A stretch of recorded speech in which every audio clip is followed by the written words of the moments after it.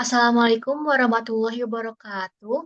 Perkenalkan, kami dari kelompok 5 dari kelas DS 4501. Kami di sini akan menjelaskan mengenai tugas besar analisis dan waktu yang kelompok kami di kelompok 5 yang beranggotakan saya sendiri, Agis Zalifa, dan teman saya. Salsabila. Dan saya Felicia Talita Fatin. Oke, masuk ke dalam plot data.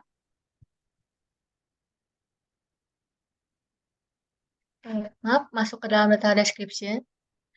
Data kami yaitu data jumlah kasus DBD merupakan data yang berisi informasi mengenai kasus DBD yang terjadi. Itu terdapat dua variabel. Variabel pertama itu waktu bulanan, dan yang kedua itu kasus DBD. Waktu bulan ini memberikan informasi menunjukkan bulan-bulan dalam urutan waktu yang diukur. Sedangkan untuk jumlah kasus DBD adalah atribut yang mencatat jumlah kasus DBD per bulannya. Masuk ke dalam data plot. Data plot ini menunjukkan sebuah ilustrasi data jumlah kasus DBD. Nah, X merupakan waktu bulanan dan Y jumlah kasus DBD. Terlihat pada hasil visualisasi bahwa ada fluktuasi dalam jumlah kasus DBD sepanjang waktu. Ada dan adanya pola musiman dalam data ini yang mengidentifikasi fluktuasi yang teratur setiap beberapa bulan terakhir. Yang ketiga, tidak terdapat tren linear yang jelas. Keempat, terdapat puncak titik tertinggi dan lembah titik terendah. Puncak-puncak ini menunjukkan bulan-bulan dengan jumlah kasus DB yang tinggi, sementara lembah menunjukkan bulan-bulan dengan kasus rendah yang lebih rendah. Di bulan 51 dapat dilihat, tolong tunjukkan di bulan 51, X-nya kepotong agak ke bawah sedikit. Nah, di bulan 51 di bulan 51 memiliki titik tertinggi dengan jumlah kasus lebih dari 300 dan titik terendah di bulan 107 dengan jumlah kasus 12 kasus. Adapun juga tren penurunan secara umum sepanjang waktu dalam jumlah kasus DBD, terutama setelah mencapai puncak tertinggi di bulan 51 terjadi penurunan yang sangat besar. Oke, lanjut ke dalam data plot selanjutnya.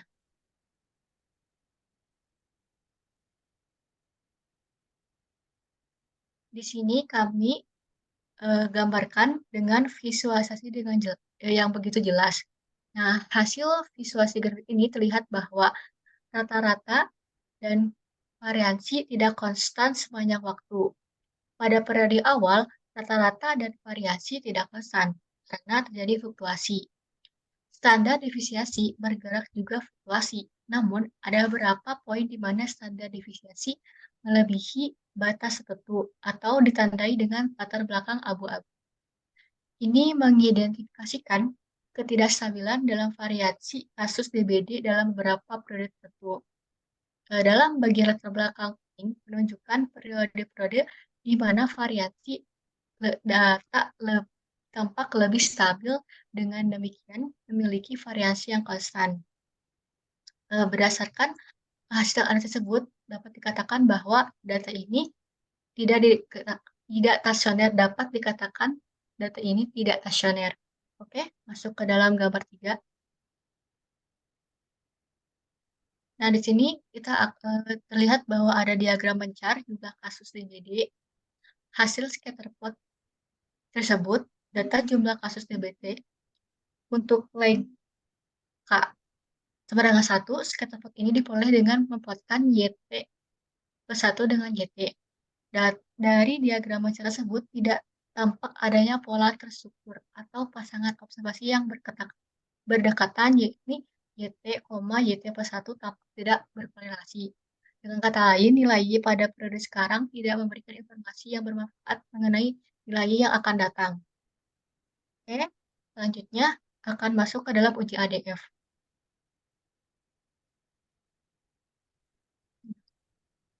Uji ADF ini digunakan untuk menguji apakah suatu deret waktu stasioner atau tidak. Nah, tidak diketahui, kita di sini menggunakan tarak signifikasi 90%, sehingga nilai alfanya 5%. Nah, p-value-nya lebih besar dari alfa, yaitu 0,52 lebih besar dari 0,05, sehingga data tidak stasioner berdasarkan p-value, yaitu gagal tolak hipotesis 0. Untuk hitung statistik uji dengan critical values, dapat dilihat bahwa tolong ke bawah sedikit. Untuk hitung statistik uji dengan critical value, statistik uji ini lebih besar dari semua critical value 1%, 5%, dan 10%. Sehingga dapat disimpulkan data tidak stasioner berdasarkan critical values atau gagal tolak hipotesis 0.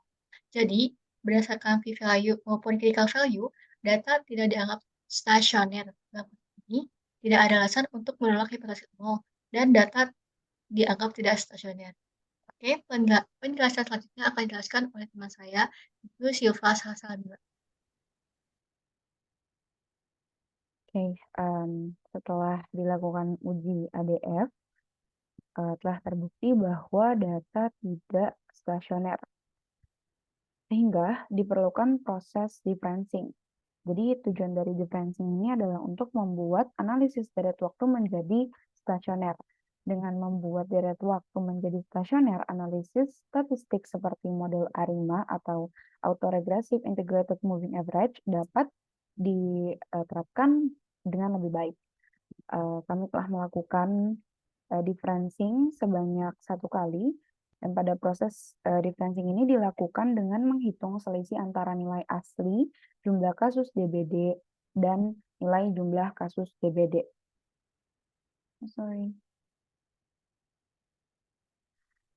Jumlah kasus DBD yang telah digeser 1 baris ke atas. Hal ini telah menunjukkan bahwa differencing dilakukan 1 kali dengan mengurangi nilai pada setiap baris dengan nilai pada baris sebelumnya. Dari hasil perhitungan differencing akan disimpan pada kolom baru yaitu difference, dan dari baris pertama dari kolom difference ini akan dihapus karena akan menghasilkan nilai 0 pada baris pertama. Setelah itu akan dilakukan uji ADF setelah differencing. Jadi untuk membuktikan kestasioneran setelah dilakukan differencing, maka kita menguji ADF. Dapat dilihat dari plot data setelah di differencing. Grafik plot data mengalami perubahan. Berdasarkan visualisasi grafik tersebut, terlihat bahwa rata-rata dan varians tampak lebih konstan sepanjang waktu. Sehingga jika dilihat dari grafik tersebut, yang telah di differencing 1 kali, dapat dikatakan bahwa data telah stasioner. Untuk membuktikan kestasioneran tersebut, kami lakukan kembali uji ADF, yaitu dengan hasil ini, dan dapat dilihat bahwa nilai p-value lebih kecil daripada nilai signifikansi, yaitu sebesar 0,05. Dan juga dapat dilihat bahwa nilai p-value lebih kecil dari critical value, sehingga kita dapat menolak hipotesis 0 dan menyimpulkan bahwa data yang telah di differencing ini adalah data yang sudah stasioner. Selanjutnya, langkah selanjutnya yaitu plot ACF dan PACF. Ini merupakan hasil plot dari ACF dan hasil PACF. Dari kedua plot dari setelah dilakukannya uji ADF dan dilakukannya plot ACF dan PACF ini, dapat dilihat bahwa plot ACF dan PACF ini menurun secara eksponensial dengan adanya perubahan tanda secara bergantian. Hal ini tuh mengidentifikasi bahwa terdapat pola korelasi yang berubah secara periodik dalam data.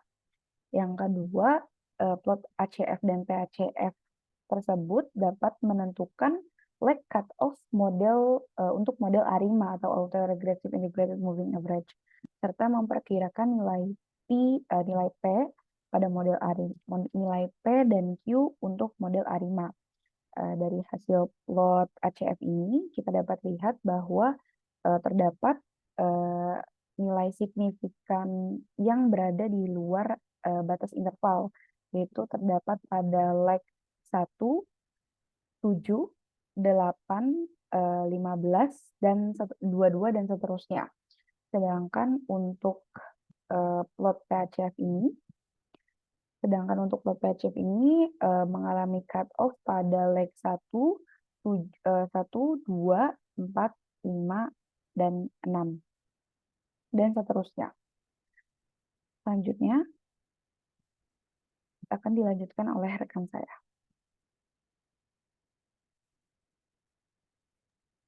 Baik, selanjutnya adalah identifikasi model yang akan digunakan. Dari penjelasan sebelumnya didapatkan bahwa setelah dilakukan hasil uji ADF, data merupakan data yang tidak stasioner. Kemudian didapatkan pula setelah uji ACF dan PCF bahwa nilai p-value sangat rendah, yaitu sekitar 7,7 dikali 10 pangkat 12, dan nilai tes statistik yang lebih rendah dari critical value pada tingkat signifikansi 1%, 5%, dan 10%, yang mengindikasikan penolakan hipotesis nol. Kemudian lanjut bahwa sebelumnya sudah dibahas bahwa leg ACF pada leg 1, 7, 8, 15, dan 22 yang melewati batas itu menunjukkan ketergantungan pada leg tersebut. Kemudian sementara itu dari leg PHCF pada leg 1, 2, 4, 5, dan 6 yang melewati batas juga menunjukkan bahwa adanya ketergantungan yang signifikan.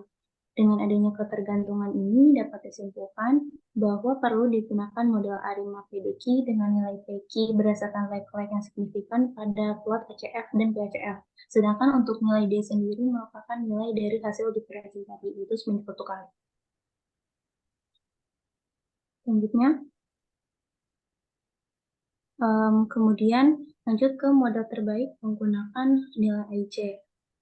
Dari eksekusi kode ditemukan bahwa parameter terbaik untuk model ARIMA adalah model ARIMA 6115, dan EJ terkecil diperoleh adalah 1594,81. Parameter ini menunjukkan bahwa dalam proses fitting model terdapat leg autoregresif sebanyak 6, kemudian proses differencing sebanyak 1 kali, dan leg moving average itu sebanyak 15. Hasil prediksi model juga divisualisasikan dalam grafik yang membandingkan nilai antara data observasi dan prediksi bersama dengan interval kepercayaan.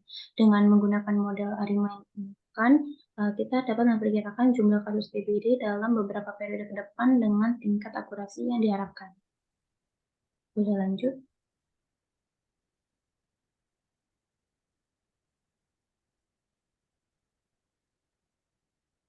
Kemudian selanjutnya ada perhitungan MAE, MSE, dan RMSE.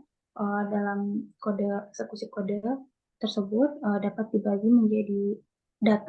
menjadi set training dan testing menggunakan pendekatan 80-20, di mana 80% data pertama digunakan untuk pelatihan dan 20% data terakhir digunakan untuk pengujian atau testing. Model ARIMA kemudian diterapkan pada set pelatihan dan prediksi dilakukan pada set pengujian.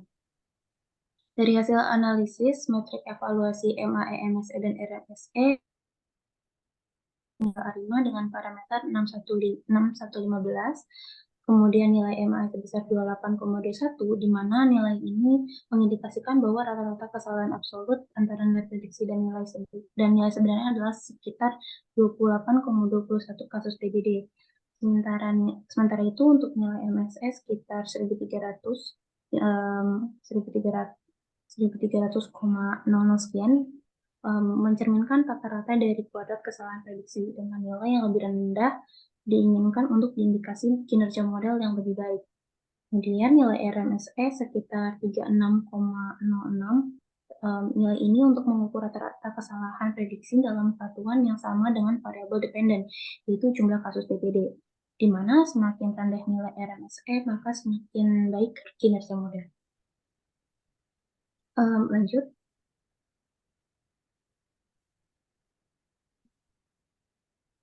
Selanjutnya, perbandingan data aktual dan data prediksi. Boleh langsung ke visualisasinya. Berikut merupakan visualisasi dari grafik time series yang menunjukkan sejauh mana model dapat mengikuti tren dan variasi data aktual. Analisis lebih lanjut, kinerja model dapat dilakukan dengan mempertimbangkan metrik evaluasi MAE, MSE, dan RMSE yang membandingkan nilai aktual dan prediksi. Kesesuaian antara garis aktual dan prediksi pada grafik memberikan gambaran tentang kemampuan model dalam menangkap pola variabilitas dalam data DBD. Mungkin sekian dari kelompok kami, kurang lebihnya mohon maaf. Wassalamualaikum warahmatullahi wabarakatuh.